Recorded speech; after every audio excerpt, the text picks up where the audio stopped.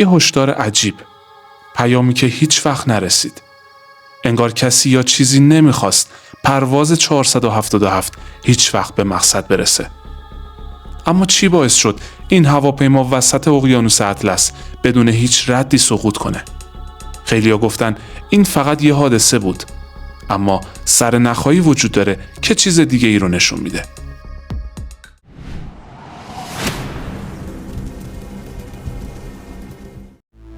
درست 15 سال قبل در سال 2009 یک هواپیمای ایرباس A330 توی اقیانوس سقوط کرد و تمامی مسافران اون کشته شدند. از زمان ناپدید شدن پرواز شماره 447 ایر فرانس در مورد اون بحث و جدل‌های بسیاری شده. تو این سانحه که بدترین سانحه هوایی شرکت هواپیمای ایر فرانس و مرگبارترین سانحه شرکت ایرباس هم بود، 228 مسافر و خدمه که از ریو دو ژانیرو به پاریس میرفتن جون خودشون را از دست دادن.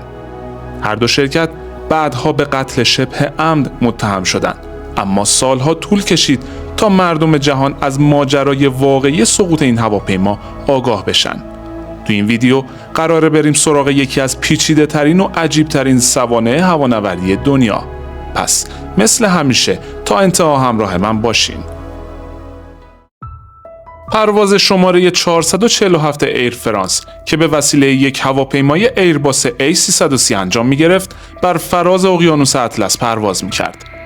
با گذشت 3 ساعت و نیم از برخاستن هواپیما از فرودگاه ریو دو ژانیرو به مقصد پاریس، ارتباط برج مراقبت با هواپیما قطع شد. تلاش مأمورین برج مراقبت هم برای برقراری ارتباط با این پرواز بی‌نتیجه بود. مقامات سریعاً وضعیت اضطراری اعلام کردند و یک عملیات نجات گسترده با حضور کشورهای مختلف از هوا و دریا برای یافتن اثری از هواپیما یا مسافران آغاز شد. به نظر غیر ممکن می اومد از سرنشینان هواپیما کسی زنده مونده باشه. بعد از چند روز تنها قطعاتی از لاشه هواپیما و اجساد 2 سرنشین مرد پیدا شد. سپس مجدداً جستجو ماه‌ها ادامه پیدا کرد، اما نتیجه‌ای حاصل نشد. سرانجام با صرف هزینه‌ای بالغ بر 50 میلیون دلار حدود 2 سال بعد از سانحه بود که یکی از تیم‌های جستجو از دریانوردان آمریکایی بخش بزرگی از لاشه هواپیما رو به همراه مسافران کشته شده پیدا کردند. غواصان جعبه سیاه هواپیما رو هم پیدا کردند که خبر از آشفتگی زیادی در کابین خلبان میداد. اما قبل از اینکه به اون بپردازیم، ازتون میخوام لطفاً این ویدیو رو لایک کنید. از اطلاعات درون جعبه سیاه اینطور برمی اومد که کاپیتان شرکت هواپیمای ایر فرانس مارک دوبوا به دلیل خستگی زیاد میره تا استراحت کنه و مسئولیت هدایت هواپیما رو به کمک خلبان تازه کارش میسپاره، پیر سدریک بونینه، 32 ساله. اون تنها چند هزار ساعت پرواز رو در کارنامه خودش داشت. در مقابل کمک خلبان با تجربه تری به نام دیوید روبرت، 37 ساله هم در کابین هواپیما حضور داشت.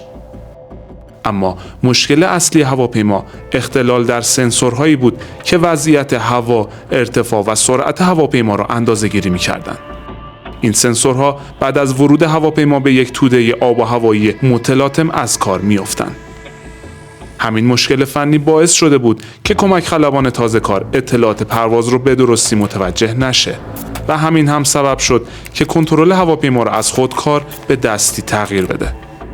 بونین در حرکتی عجیب دماغه هواپیما رو بالا میکشه، اقدامی که ظاهراً برای کم کردن سرعت هواپیما انجام گرفته بود. اما همین باعث شد که ایرباس A330 به حالت استال، یعنی کاهش سریع ارتفاع، وارد بشه. آژیر هشدار استال شروع به کار میکنه و وحشت بونین و همکارش دوچندان میشه.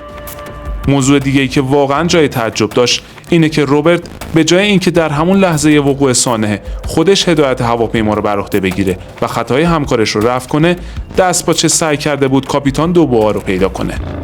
همین هم باعث شد وقت زیادی گرفته بشه.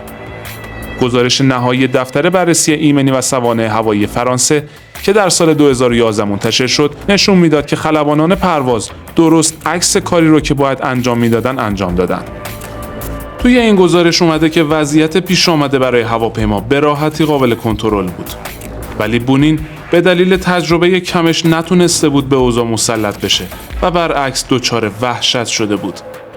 1 دقیقه و 38 ثانیه بعد بالاخره کاپیتان دوبوا وارد کابین خلبان میشه، اما دیگه خیلی دیر شده بود و چند ثانیه بعد هواپیما با سرعت 200 کیلومتر بر ساعت به داخل اقیانوس سقوط میکنه. صدای روبرت به همراه آژیرهای هشدار آخرین صداهای ضبط شده بود. روبرت به حالت ناامیدی فریاد میزد: لعنتی، داریم میمیریم. این حقیقت نداره. چه اتفاقی داره میفته؟ تو گزارش نهایی که در سال 2012 تکمیل شد، با ذکر دلایل سقوط، تصمیم گیری های نادرست خلبانان و همچنین عدم آموزش کافی برای مقابله با شرایط پیش آمده رو عامل سقوط هواپیما ذکر کرده. ایر فرانس از خلبانهای خودش دفاع کرد و نقص فنی سامانه هشدار ارتفاع هواپیما رو عامل سقوط هواپیما دونست.